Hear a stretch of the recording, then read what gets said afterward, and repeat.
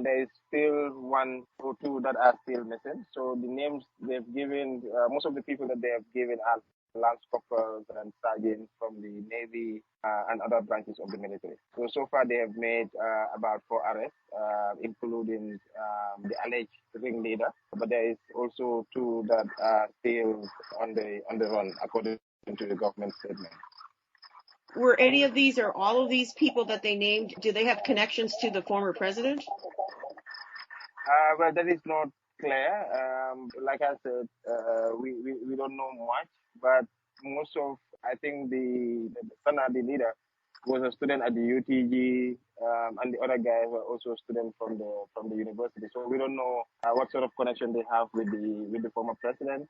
But of course, there are many people that are also trying to link it to him, but we're not sure.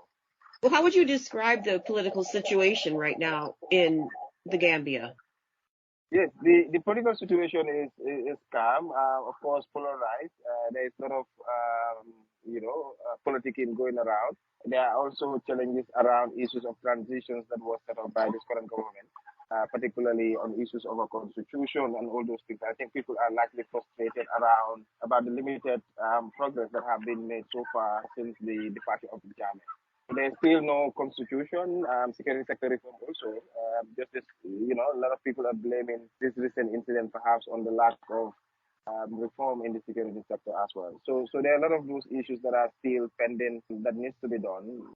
So does it seem to you at least that most of the people, the majority of people support the president and the current administration? But of course, the president was re-elected. President Barrow was re-elected in December with 53% of the votes. But of course, the current economic situations and all those, and the stalled political transition, is creating a lot of frustration among Gambians as well. But he's been democratically elected, and so far we can say, based on the results, he's still popular. What is the economic situation? Can you describe that a little? Well, the living conditions, the cost of living is increasing. People are complaining about their survival.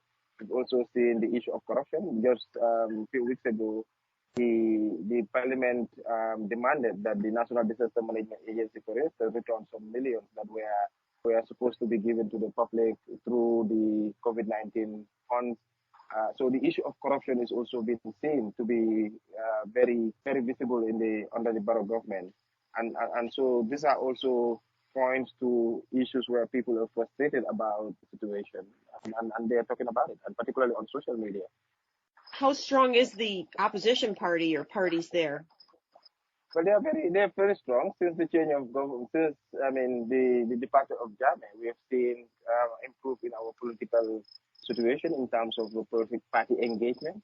And yesterday we also saw a statement from various political parties also condemning this recent alleged plot or coup.